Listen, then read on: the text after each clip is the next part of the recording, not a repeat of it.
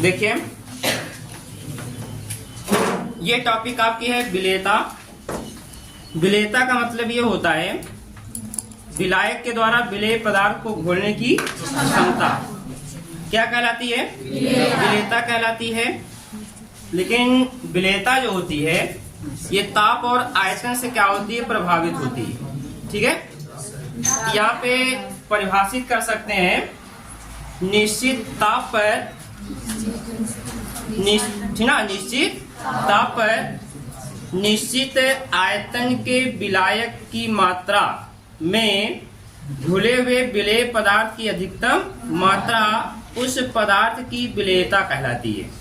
ठीक है, एक बार फिर से निश्चित ताप पर निश्चित आयतन के विलायक में उपस्थित या घुले हुए विलेय पदार्थ की मात्रा उस पदार्थ की क्या कहलाती है? विलेयता कहलाती है। ठीक है, तो विलेयता देखिए हमें यहाँ पे दो प्रकार से देखना है। पहला है द्रव में ठोस की विलेयता। ठीक है, द्रव में ठोस की विलेयता और दूसरा है द्रव में गैस की विलेयता। ठीक है, की विलेयता। यहाँ पर इस दो टॉपिक पर हमें चर्चा करनी है। ठीक है, पहला क्या है?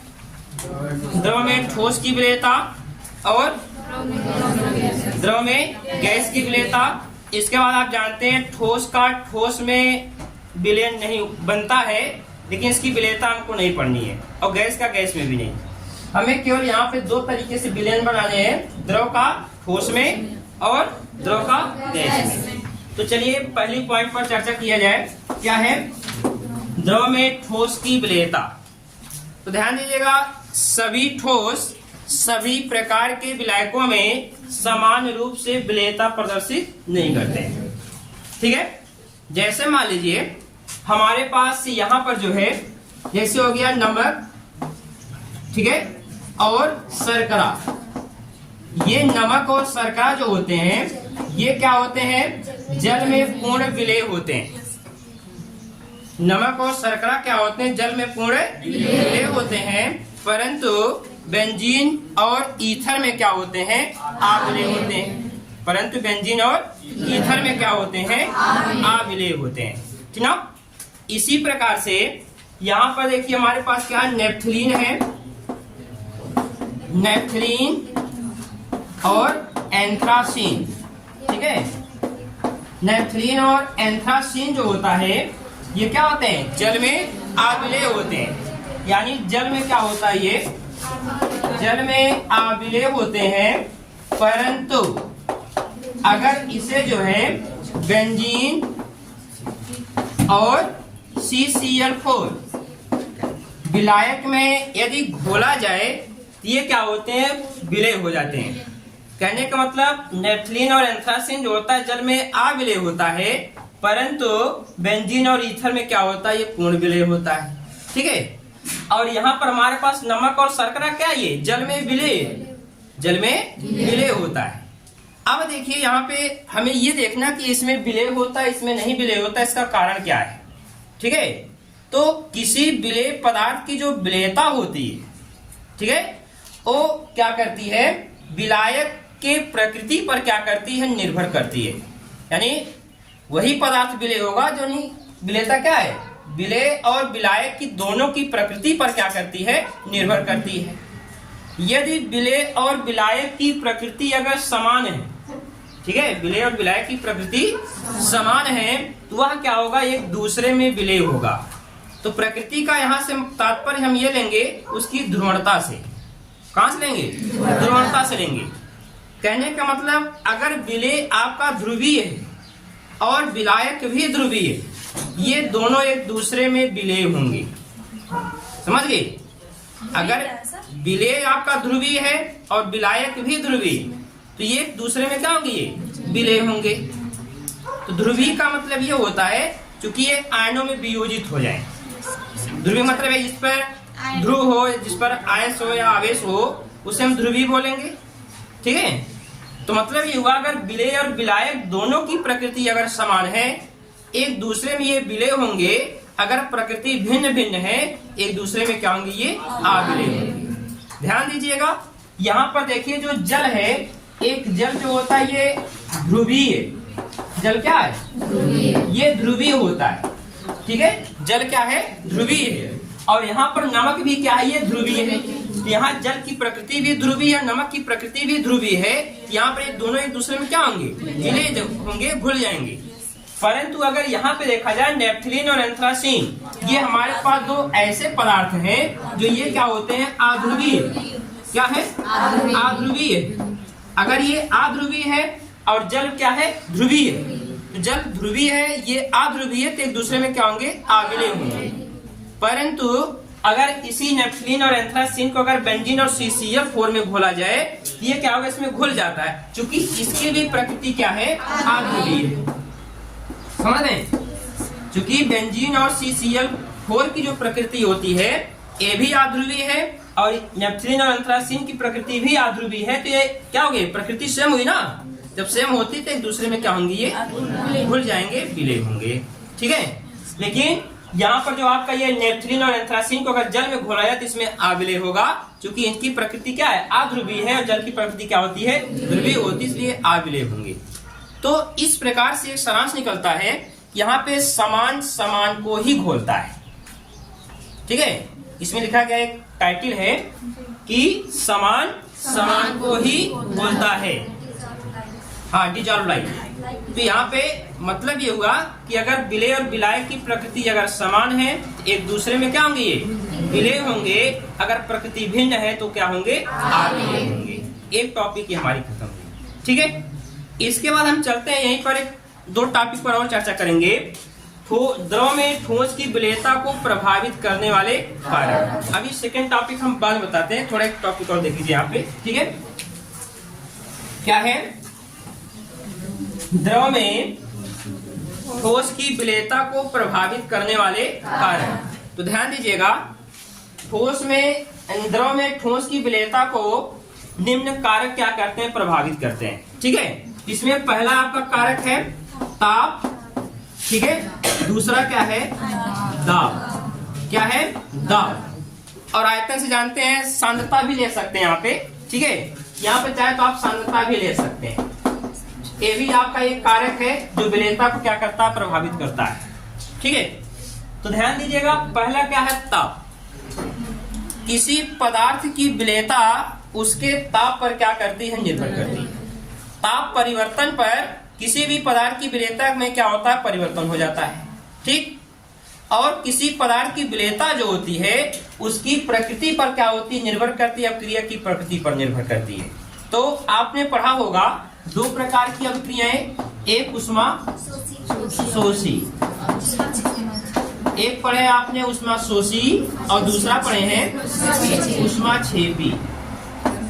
क्यों जी, तो देखिए, उष्मा शोषी का मतलब ये होता है ऐसी अभिक्रिया जिसमें उष्मा का अवशोषण होता है। उष्मा क्षेपी का मतलब उष्मा का होता है। ठीक, अब देखिए यहाँ पर हम किसी भी पदार्थ को अगर हम विलायक में डिजॉल्व कर रहे हैं, या तो वह उष्मा का उत्सर्जन करेगा या तो उष्मा का अवशोषण करेगा। ये दो कंडीशन पर निर्भर करता है। ठीक, अब जैसे मान लीजिए किसी पदार्थ को हम डिजॉल्व कर रहे हैं, वहां से उष्मा अवशोषित हो रही है, यानी उसे घोलने पर उष्मा की क्या हो रही है, जरूरत पड़ रही है। तो वहां पर अगर हम ताप को बढ़ाएंगे तो उसकी विलेयता क्या होगी, बढ़ेगी। उसकी विलेयता क्या होगी, बढ़ेगी। कहने का मतलब आप देखे होंगे, जैसे हम लोग क्या करते हैं, चाशनी अगर तैयार करते हैं, चाशनी में क्या होता है, पानी की मात्रा कम होती है, चीनी की मात्रा ज्यादा होती है। क्यों जी, अब उसमें अगर चीनी की मात्रा मान लीजिए 5 किलो है और पानी आपका 1.5-2 लीटर का डाल देते हैं, तो पूरी चीनी जो डिजॉल्व नहीं होगी। लेकिन अगर उसको हीट कर दिया जाता है तो धीरे धीरे चीनी क्या होती है, उसमें पूरी घुल जाती, पूरी डिजॉल्व हो जाती है। क्यों जी, यहाँ पर एक उष्मा शोषी प्रक्रम है। तो उष्मा शोषी प्रक्रम में अगर ताप को आप बढ़ाएंगे तो किसी भी पदार्थ की विलेयता क्या होगी, बढ़ेगी। दूसरी कंडीशन यहाँ पर है उष्मा क्षेपी। तो हम बहुत से ऐसे पदार्थ होते हैं जिसे अगर हम घोल रहे हैं तो वहां से ऊष्मा का क्या होता है, उत्सर्जन होता है। जैसे आपने देखा होगा कैल्शियम ऑक्साइड, चूना पत्थर, ठीक है। आपने देखा होगा जब दीवारों को पेंट करने के लिए चूना पत्थर को लाते हैं तो क्या करते हैं हम लोग, जब इसे जल में डालते हैं इसमें ऊष्मा का उत्सर्जन होता है नहीं। अब यहाँ पर अगर इसी चूने को हम गर्म पानी में डाल दें तो इसकी विलेयता ऑटोमेटिक कम हो जाएगी, समझ रहे? तो ये क्या होता है, अगर ऊष्माक्षेपी प्रक्रम में कोई अपक्रिया हो, जैसे यहाँ पे आप कैल्शियम हाइड्रोक्साइड ले सकते हैं, सोडियम हाइड्रोक्साइड ले सकते हैं, ऐसे कई क्षार हैं, या अम्ल भी ले सकते हैं। अगर यहाँ पे ऊष्मा का इसे अगर डालेंगे तो इसका आयन होगा तो ऊष्मा का उत्सर्जन होगा, ठीक है। अगर इसी के टेम्परेचर को हम बढ़ा दें तो इसके आयन की मात्रा क्या हो जाएगी, घट जाएगी, इसकी विलेयता क्या होती है, कम हो जाती है, ठीक है। यही इतनी चीजें, ठीक। अब देखिए दूसरा ताप है दाब का प्रभाव, ठीक है। अब दाब का प्रभाव क्या है, आप जानते हैं किसी भी द्रव में ठोस पदार्थ की विलेयता पर दाब का कोई प्रभाव नहीं पड़ता है, ठीक है। द्रव में ठोस पदार्थ की विलेयता पर दाब का कोई प्रभाव नहीं पड़ता है, क्योंकि ठोस क्या होते हैं, असंपीड्य होते हैं। क्या होते हैं, असंपीड्य। असंपीड्य का मतलब क्या होता है,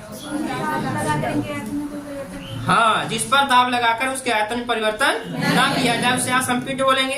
अगर आप ठोस पर दाब लगाकर उसके आयतन में कोई परिवर्तन नहीं कर पा रहे हैं तो उसकी विलेयता पर भी दाब का कोई प्रभाव नहीं पड़ेगा। ये आपकी दो टॉपिक हो गई, ठीक है। इसके बाद सांद्रता है, ठीक है। अब सांद्रता में क्या है, जैसे मान लीजिए यहाँ पे क्या होता है, कोई हमारे पास विलयन है, अब उसमें विलयन में हम विलेय पदार्थ को घोलते जा रहे हैं, ठीक है। विलेय पदार्थ कुछ समय तक घुलेगा, जितना उस विलायक की विलयन की सांद्रता बढ़ती जाएगी तो सांद्रता बढ़ने पर, ठीक है, उस विलायक की जो है विलेय को घोलने की क्षमता धीरे धीरे क्या हो जाएगी, कम हो जाएगी। जितने सांद्र विलयन होता जाएगा उस विलायक को विलेय की घोलने की क्षमता क्या हो जाएगी, धीरे धीरे कम हो जाएगी। अर्थात सांद्रता बढ़ने पर विलेयता क्या होगी, ठीक है। ये तीन टॉपिक है यहाँ पे, समझे ना। और इसी में भी एनसीईआरटी में कुछ चीजें और दी गई हैं। किसी ठोस पदार्थ की द्रव में घुलने की जो क्रिया होती है, इस क्रिया को हम विलीनीकरण कहते हैं। क्या कहते हैं, विलीनीकरण कहते हैं, ठीक है। इस तरह से जो है आपका ये टॉपिक जो है ये खत्म हुआ। यस, देखिए सांद्रता का मतलब ये हुआ ऐसा विलयन जिसमें विलेय पदार्थ की मात्रा अधिक हो, ठीक है। अब जैसे हम विलेय पदार्थ को जल में अगर घोलते जा रहे हैं, ठीक है, तो उस विलयन की सांद्रता बढ़ती जाएगी, और सांद्रता बढ़ती जाएगी तो इसके बाद क्या होगा, विलेय का घुलना धीरे धीरे क्या हो जाएगा, रुक जाएगा। तो अगर सांद्रता क्या होगी, सांद्रता बढ़ने पर विलेय पदार्थ की विलेयता क्या होती है, घटती है, कम हो जाती है। जितने सांद्र विलयन हो जाएगा उससे अधिक हम विलेय पदार्थ को नहीं घोल सकते हैं। उसी को हम लोग क्या नाम दिए थे, बात पीछे नहीं, संतृप्त विलयन दिए थे ना। क्योंकि अगर उसमें विलेयता अगर क्या हो, विलेय पदार्थ की मात्रा अगर बढ़ती जा रही है तो उसकी घोलने की क्षमता क्या होती है, कम हो जाती है। इसी प्रक्रिया को हम क्या बोलते हैं, संतृप्त विलयन। इसमें और अधिक विलेय को नहीं घोला जा सकता है, इसी को इतना कहते हैं, ठीक है। इतना आप नोट करेंगे, इसके बाद फिर आगे हम नेक्स्ट टॉपिक शुरू करेंगे, ठीक है।